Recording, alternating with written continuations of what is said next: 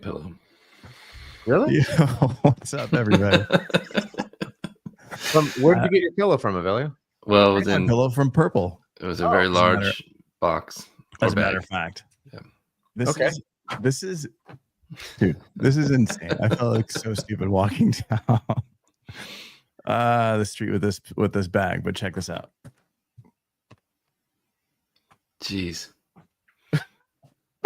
Oh, and it's reusable because you need it to be.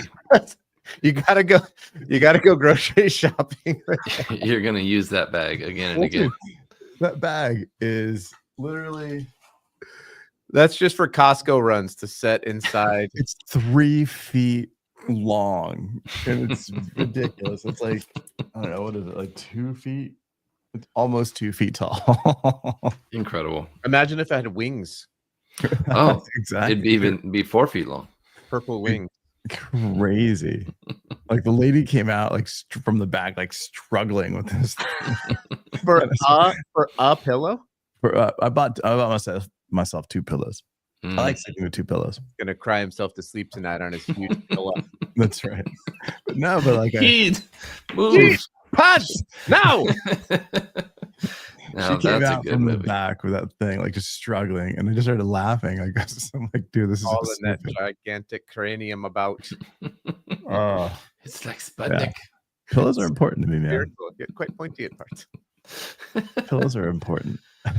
Is it one of the squishy ones, like the what do you call it with the design? Yeah, it's got like this waffle thing in there, and it's got foam in there, and it's got a whole technology thing. So back to Pillow Today. The Pillow Today show. What pillow do you guys talk with Evelio, Cory, and Adam? We talk about pillows. All pillow. Happy Monday. All pillow. All the time. Pillow packaging talk. Gross. That seems inappropriate. Let's get started. All right, man. So it's Monday. It's finally Monday.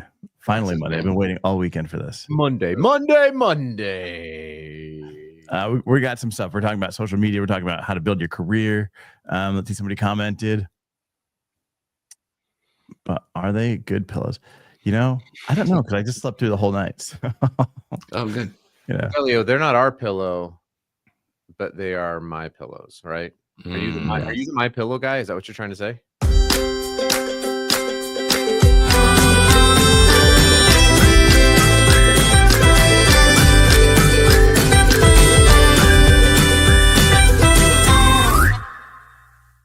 So that's why the my pillow guy stopped following me on my crazy story. You're talking about MySpace again. Yeah, Chris is already asleep. Chris falls into sleep. Good job. Good night, Chris. Wait, what was that? That was a sleep emoji? Yeah. I didn't know there was such a thing. Neither did I. She's so fancy. You guys aren't hip with it. No, we don't know. Sky Rizzy. She's so young and hip. What a Sky Rizzy like me. We have to have a friend of the show, Fred Richards, on to talk about naming of pharmaceuticals. He's like one of the people that bizarrely knows how to name pharmaceuticals. Why Sky Rizzy? And his place is nuts. So if anybody doesn't know Fred Richards, what does Fred Richards do? What does he have? What does he not do? Oh, that's true. He's got a museum of packaging in Chicago. Brand Museum. Yeah. He's got lots of boxes. Yeah, he's got about a container's worth of packaging displayed. And he's got like 3 other containers that are not Evelio's pillow container, but he has more. No. Yeah. Nothing that big. Nothing that big. Definitely, You should ship that to him though for a display. Yeah, that'd cost me like $800 just to ship it across the country. That's ridiculous. He'll need to open up a second wing for his museum just for the pillow bag. Dude, it is nuts. It is stupid. And the lady's like, "Oh, people love taking this to IKEA." Like, for what? Put a couch in it. Hey, when did the show's ratings take a hit? It was probably the episode we spent 10 minutes talking about pillow bag packaging. Or maybe this is our best episode. Or maybe this is when it went to the moon. And this is gained 7 followers. All right, man. So let's get to this. What are we talking about today? Cory, Adam, Cory. Talking about Cory. Yeah. Cory, mother, father, Connors. Nice. It's been a big couple months for me. And this is a big announcement today of my new job at Atlantic Packaging and a new Earth project. I am thrilled to be a part of their team and cannot wait to start this new journey. Can we raise the roof? Is that still? That is so hip today. Yeah. This is why all the kids love it. Cory, that's amazing. Yeah. Thank you. All right, man. That's good for you, dude. Thank you. Yeah. 28 years in the industry, and I feel like I'm just starting fresh. And it's the team there is incredible, or I should say the team here is incredible. I got to tour our solutions center in Charlotte, North Carolina, and it was amazing. If you're listening and you wanted to learn about sustainable packaging and design, I'd love to give you a tour there personally and show you around. I'm so proud of this company and so excited to be a part of it. Dude, that's awesome. And what's the new Earth project, Cory? It's a part of the Atlantic Packaging team that focuses only on brand new sustainable packaging innovations. Nothing plastic, only earth-friendly options. Things like cruise foam, sway, really innovative solutions to packaging. Yeah, and you get to hang out with Hugh Curtis more if you're going to be out in North Carolina. Yeah. Hugh, I'd love to have you there for a tour if you're interested. Dude, that'd be awesome. Yeah, that's awesome, man. So, all right, dude. So we're like 20 minutes in, and getting to the point here. Right? So all right? So then, if you're watching, if you're listening, and you're trying to build your career, whether it's in packaging, really in anything, how does social media play into it? I think I have a couple examples of what to do and what not to do. Recently, I've seen a few people starting their social media journey after they lose their job, and saying, "Oh, I haven't posted very much on here, but I'm so and so, and I'd love to work in this part of the industry." I feel like that's too late. When you're looking for a new job. I was able to, because the three of us are constantly on social media, especially LinkedIn.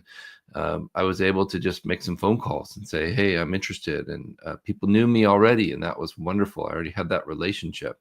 I didn't look for a job posting. I called a friend that worked there and said, "Hey, I want to work with you," and she said, "Yeah, that sounds wonderful. Let me talk to the boss." And then we set up a meeting, and it took a few weeks, but before I knew it, I was getting an offer. And absolutely thrilled. That's how it should work, I think, with employment. Thanks, Hugh. Yeah, I'd love to have you there. I think one thing on that, Evelio, is I can only speak from the sales end of things, because that's really where I've spent the bulk of my career. But so building sales opportunities through posting? No, I'm just saying, I'm talking about like jobs, like a career in sales. Obviously, there's a whole other conversation around leveraging LinkedIn to help kind of condense the sales cycle, right? But when you're talking about a job, oftentimes what salespeople will say, and I've interviewed a lot of them, is they'll say, "Well, I have this book of business," as though you can just force people to buy from your new company. Very rarely does that actually transfer over, because that's not. What's a sales cycle look like anyway? It's not like you flip a switch. No, exactly. But the one thing that you can really control is your network of people, right? And so if you're looking to transition and change jobs, so in Cory's example, right, he spent a long time at one company, but the contacts that he has through his constant presence on social media, those are transferable. So that is a known asset that you can build up, and your personality and all of the stuff, right, is there, that's transferable, and so you can bank on that. So if all you are have, a brand, right? Yeah, if all you have is a number on a sheet, well, that's not controllable. So if Hugh Curtis is a customer of mine and I go, "Hey, I'm leaving company A and I'm going to company B," maybe he was like, well, we used company B and they were horrible for us. Right. So we're not moving our business. And it's like, well, we can still be friends. We can still hang out, Hugh. Right. Like, we'll still slap 5, but like, that's not a for sure thing. But what is for sure is when Cory goes to Atlantic Packaging, there's a lot of people who are going to be really excited to learn more about it, to hear about it. Not because Cory is going to be out there just selling Atlantic Packaging all the time. He'll still be doing all the things he's doing. But it's a tremendous way to maintain a little bit of leverage and movability in the market, particularly in sales, and not just, oh, I got this big chunk of business that I'm pretty sure is going to follow me over. It doesn't. Yeah, it rarely does. Yeah. And in terms of like, all right, so like I just want to kind of share this, like in terms of people that are using, I'm seeing more and more on LinkedIn. Like this is kind of like, this is exactly what we're talking about, right? Like, and I didn't ask Brandon Gomes if I could share this, but I'm sharing this. This is a post he did a couple days ago, right? Like, like this is the kind of content, we're talking about. It doesn't take that much time. No. Right. Talking about the new wider opening. 2 minutes. Yeah. Yeah. And tag us and we'll put you on the show. Yeah. Yeah. Tag us, we'll comment, and it's great. And it puts you in, it's got 51 views or likes, and you got a ton of comments happening here. And it's kind of cool because it is building that community we talk about. And I don't think that wide mouth opening is new. No, not at all. It's new to them. Right. Which I think is wonderful. They took an old innovation and made it theirs and made it unique. Everybody knows about lime with Corona. This is how it's consumed. What a brilliant job by their marketing team. Yeah. And let me tell you, let me go back to the post with Brandon and just talk a little. So Brandon and I connected in person in Toronto. We had a great time just kind of hanging out, developed a relationship. We both work in the label printing industry. And I remember when Brandon was like, hey, I'm looking for another job. And this is the power of networking. So I reached out to some people that I knew in Canada, and I was like, hey, this guy's great. You should hire him. He's doing a lot of the right things. He's got a good work, all this stuff. And so they sat down with Brandon and they ended up hiring him.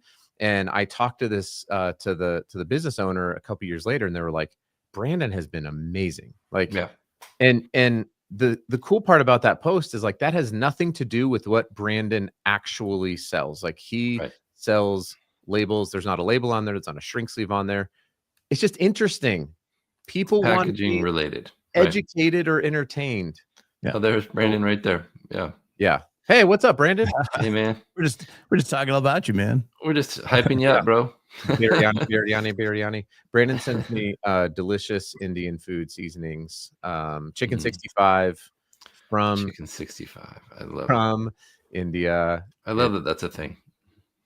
You are not here, Brandon, because of me. You are here because of you, because you are awesome at your job.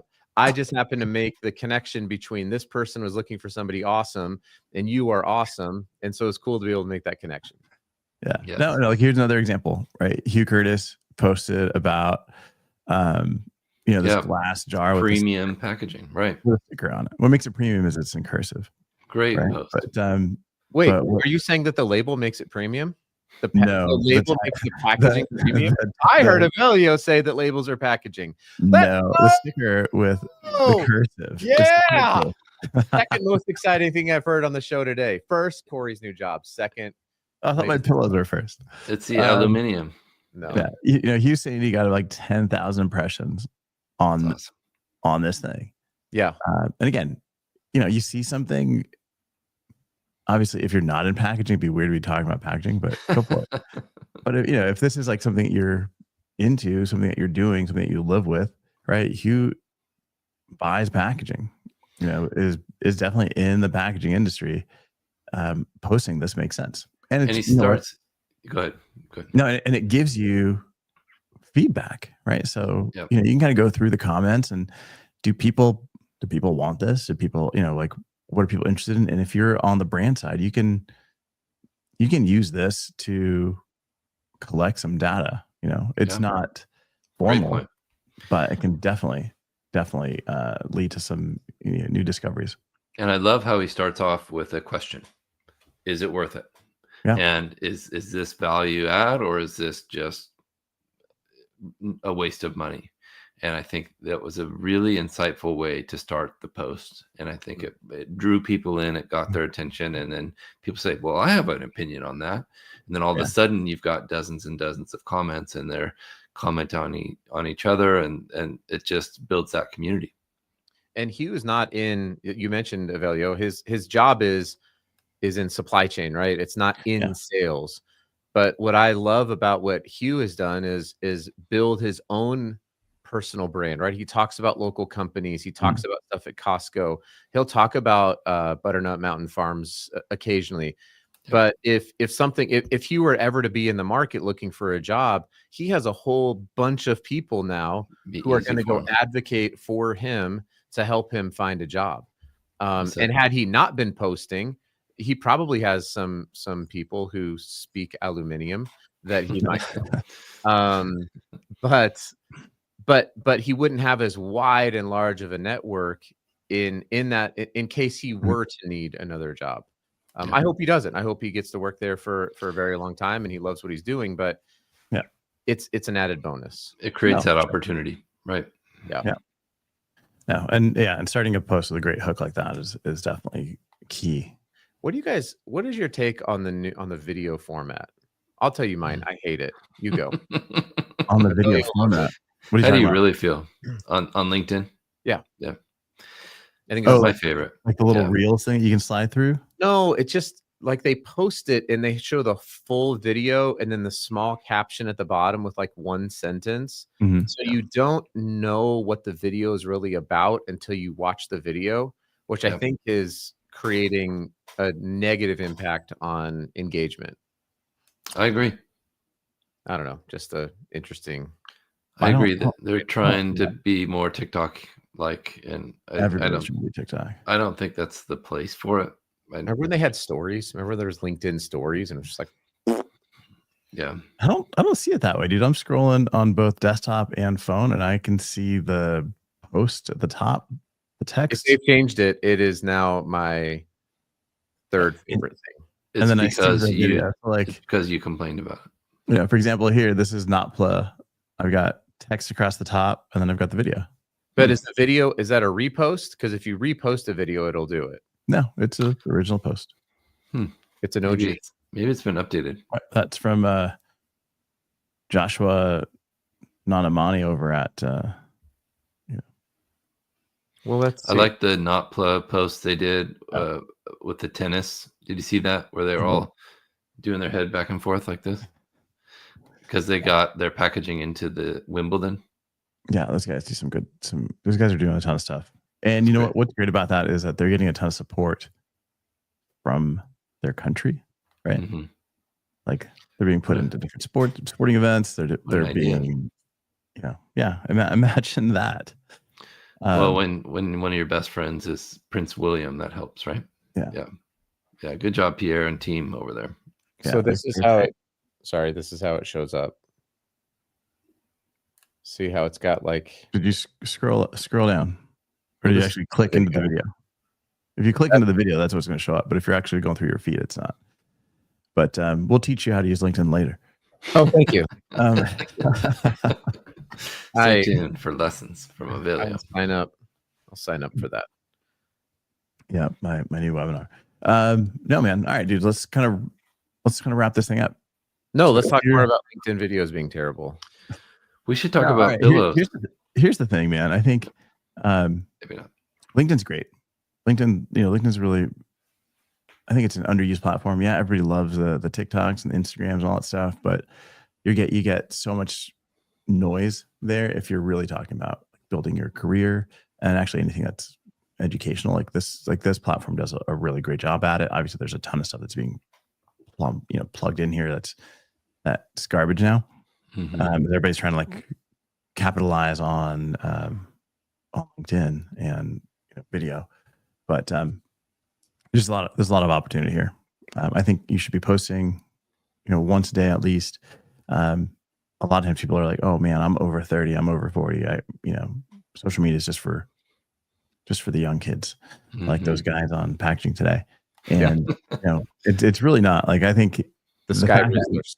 Those guys Rizzlers. The fact that you're more, the fact that we've got the experience, the fact that we've been around for a while, Cory's been in, he just said he's been at his last company for 48 years. Like that alone, like that's a ton of experience. That's a ton of examples, things that you can teach, things that you can talk about. And that's what people want to see, right? Like they want to, not only do they want to hear about your successes, but they also want to hear about your failures, what you learned, like what you wouldn't do again. Yeah, post about that too, right? Yeah, and this is a great opportunity to do that. The great philosopher and rapper KRS-One, Knowledge Reigns Supreme. He actually just did a video about that, talking about how older people, obviously not like us, those people, but pretend like we were in our 40s. It's good. It's good for us to learn and be around people who are younger, because it helps us to know what's going on and to move faster throughout our space. And it's also really helpful for people who are younger to get with people who are older and to talk with them, because they can learn lessons faster through, like you had mentioned, someone's experience, right? So it's not, what's not good is to be young and only hang out with young people and only get information from young people, because you're going to miss the experience. Right. And if you're a bit older, then it's also not good to just sit around and talk about, well, back in the day and get off my lawn. Like that's not going to be beneficial for you in your career, right? Like we need each other. And you should listen to KRS-One because he's a genius. True. I met Chris once. I believe you did. That was good. That was good. He was very, very, very nice. I have never met him, but I would love to. Yeah. Maybe he'll be on the show if you're listening, sir. Where's Bo Jackson? Bo Jackson and Knowledge Reigns Supreme 1. We need a list of. If we could also get Brother Ali, he's another rapper that I would love to just talk to. He's got a great podcast. What was I going to tell you? We'll reach out on LinkedIn. No. All right. Post on LinkedIn. Tag us. We'd love to comment as long as it's packaging related. And it's a good opportunity to do that. One thing is, don't post. I don't know. I can't tell you what not to post, but there's a lot of people that post like personal things that should be like on Facebook, right? And they're like, why am I not getting any traction? Why am I not, Yeah. That's the tough part. Obviously, the personal stuff I don't mind on LinkedIn. As long as you're not like, I'm posting. Here's what I would say. The general rule I would say is like, don't post to just get traction, or else you're going to be disappointed. If all you're doing is like, oh, I want to post a picture of my family so that people will like me. It's like, no, don't do that. You can do that on Facebook. You'll get a lot of likes, right? You can do that on Instagram. You might get a lot of, but like, if you're going to do it on LinkedIn, just prepare to be disappointed that people are not engaging. They may, though. Some of my most engaging posts are me talking about my son's basketball, just like work ethic and stuff like that. But you already built the base. But right? I already had that there, Cory, right? And the people know you and they want to know more about you. Right. So that's it. You have to kind of start, but don't start with that. Yeah. That's a great point. Which is something I rarely say on the show about anything that Evelio says. So put that one. Like your hand is even patting me on the back over here. Wow. That's amazing. I'm trying to reach across this way, maybe through, and there we go. Oh, that feels good. All right. Awkward. That was a little too much, buddy. All right, man.